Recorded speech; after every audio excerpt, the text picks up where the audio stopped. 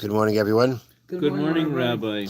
We are learning Mishna Kesubos, Perek Beis, Chapter 2, Mishna Ches, Mishnah 8. Okay, so now we have to, before we can start this Mishnah, we have to review a little bit the end of last Mishnah, because it's this continuation. Last Mishnah brought an opinion that had said that if two Kohanim come together and they each testify about the other one that they're a Kohen, they're believed. Okay, that would allow them both to eat, according to that opinion, they could both eat truma based on the testimony of one witness. Each one, they come together, they say about each other, he's a Kohen, he's a Kohen.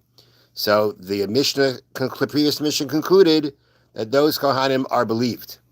Now, when two people come together saying they're Kohanim, it is possible that they're trying to actually abuse the system, because they know that knowing that a one witness could actually testify on behalf of a Kohen to say that he's a Kohen, when they come together, it could possibly be that they made a plan. You know, these guys are not Kohanim, but they made up. You know, I'll vouch for you, you vouch for me. Nonetheless, the Mishnah, the end of the previous Mishnah said we're not concerned about that, and therefore they are believed, and all you need is one witness to do so. Now Mishnah Ches continues from there. Rabbi Yehuda says, "Ein malo lekahuna al pi eid echad." We cannot bring someone up to the kahuna just based on the testimony of one witness. Yehuda's arguing. Yehuda says no. You cannot have one witness testifying. And the statement of Rabbi Yehuda that just kind of very straight out says you cannot bring someone into the kahuna based on the testimony of one person would even be in a situation where we don't have the concern I mentioned before that they're making up to vouch for each other. They didn't come together. A person comes, not another Kohen, some other person comes and says, this person's a Kohen. There's no consideration thereof. They're trying to, back each other, not coming together and vouching one another. Mm-hmm. One person comes and vouches for another person and says he's a Kohen. Nonetheless, Yehuda still says one witness isn't going to work. That's Yehuda's opinion. Now, the discussion continues. Rabbi Elazar said, Emasai, when do we say that one witness cannot be believed to establish, to verify that someone's a Kohen? That's in a situation where there are people who are Eirmin. They are challenging someone's status of being a Kohen. We'll explain that soon. But in a situation where there are no challengers to this person's status, then you would be able to bring this person into the kahuna just based on the testimony of one witness. So the story is like this. According to Rabbi Elazar, the only time we say in Eid Echad one witness cannot testify to establish someone as a Kohen is when the situation is the following. You had a man, we assumed he was a Kohen. Okay? We assumed he was a Kohen. His father was a Kohen, so he's a Kohen. Okay? That's typically how it works. Now, however, two people came around and said, yeah, his father's a Kohen, but his mother's a divorcee. Mm. Which means that even if his father's a Kohen, the child born from such a forbidden marriage to kahuna, to a Kohen, is not going to be a Kohen. It's called a chalal. So the issue. So now, what is this one? So now, what we now need is testimony to say that no, he's not a chalal. We're coming to say that his mother was not a divorcee and he's a kosher Kohen. He's a regular Kohen. So when that's what's happening, according to Rabbi Elazar, that is when one witness cannot be believed. The one witness cannot be believed against two witnesses who come and say, and oribin is plural, challengers. You need two people to challenge that, to make that challenge. Mm-hmm. But once you have those two people challenging his status as a Kohen, then the one witness to say that he's okay isn't going to help. But in a situation where there are no challengers, it's just that we need to, verify, we don't really know who this guy is, and we want to go in and verify that he's a Kohen, let's say to give him Truma, then you would be able to do it based on the testimony of one witness. Those are the words of Elazar. Now the Bartanura adds, what comes out is like this. Just looking at our Mishnah, actually looking at the end of last Mishnah and the beginning of today's Mishnah, or up to where we are in today's Mishnah.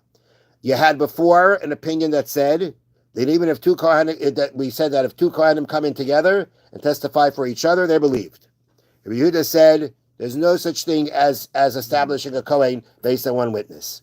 Rabbi Lezer says if the only time one witness doesn't work, when does one witness not work? When there are oyrim, when there are two challengers to the person's status. But if there's no challenge to his status, then one witness is believed. There still needs to be a difference between Rebbe Lezer and the Tanakama, meaning and not the Tanakama Rebbe Yehuda, as we say.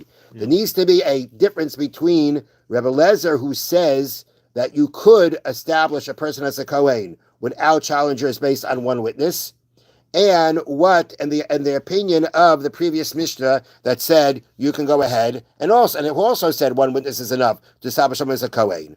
And the assumption is, and the premise and the assumption is that even according to the previous Mishnah, against challengers, which are two witnesses, one witness isn't going to help. That's not a question. Mm-hmm. So therefore, at the end, when they both are discussing the fact that one witness is believed to establish someone as a Kohen, what's the difference between them?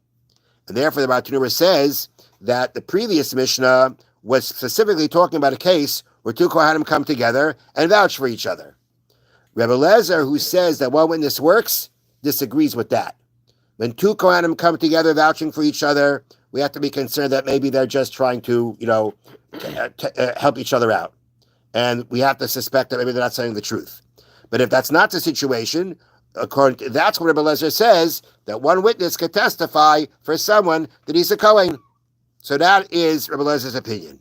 Rebbe Lezer is clarifying that when there are two challenges, Rebbe Lezer is teaching us that when there are people challenging the status of the Kohen, that he's a cholo, meaning that his father was a Kohen, but he's not a Kohen because his mother is a divorcee, that therefore, that's where one witness cannot help us establish his status. But if that's not the case, one witness can help us establish the status of a person as a Kohen, as long as he's not coming together with another Kohen and they're vouching for each other.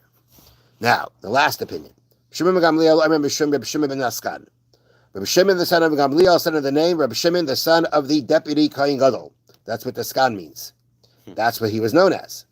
Malin lekahuna al pi echad. You can bring someone into kahuna based on one witness.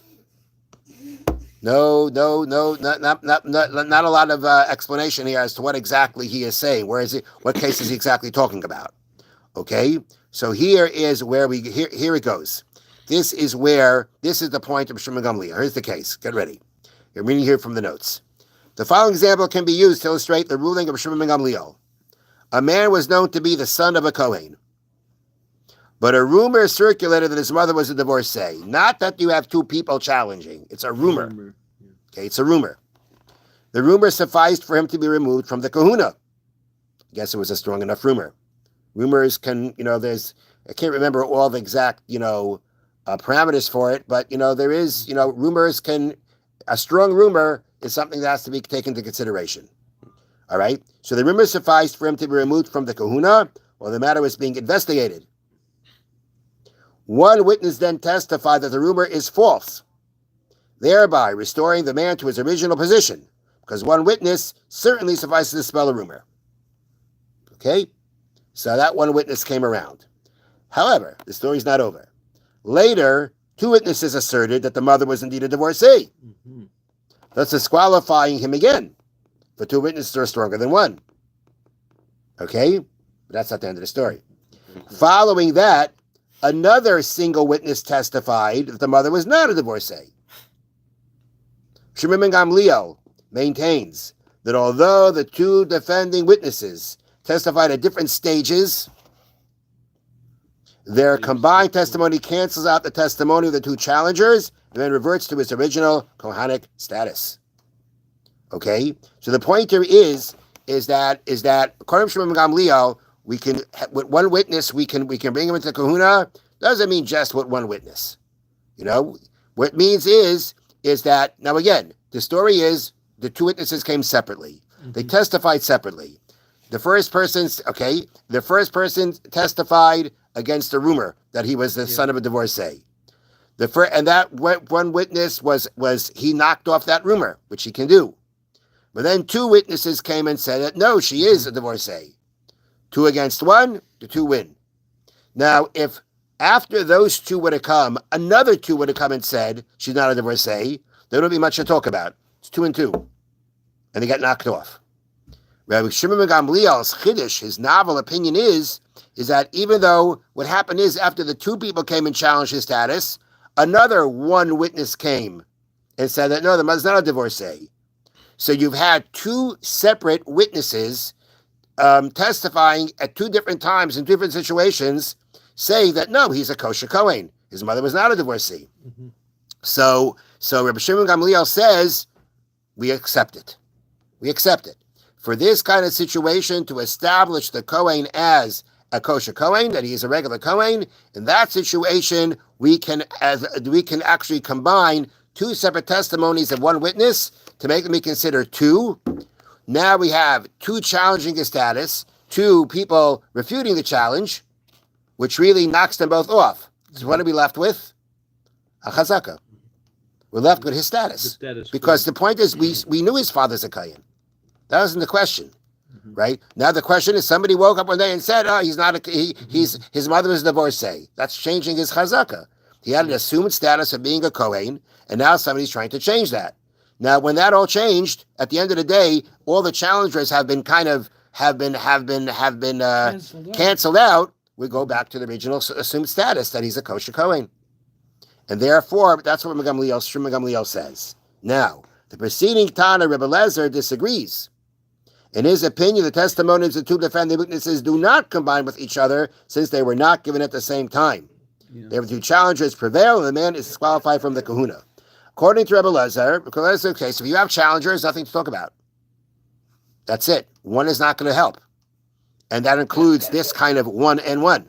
Mm-hmm. The only time when there's no Erumin, then the 1 witness is going to be believed, such as in the case of the rumor. When there's a rumor about him not being a Kohen, the 1 witness will be believed.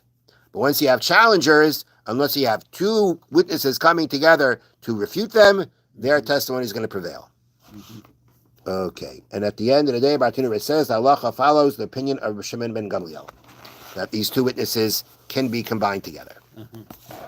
Okay. Now, Ein. Things we're up to. Yeah. Ein chiluk. There is no difference regarding the prohibition to speak rechilas.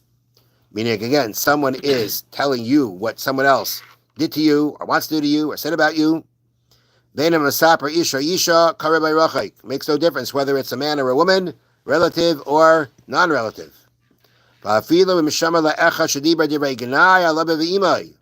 Even if he heard that someone spoke disparagingly about his father or his mother, because he was so upset, he went and he told them about it. Nonetheless, you may be a loyal son, showing your loyalty and feeling towards your parents, but at the end of the day, that does not permit you to say rechilas. Also, when you're talking about the person who wants to harm you or said something about you, makes a difference if you're talking about a man, a woman, an adult, or a minor.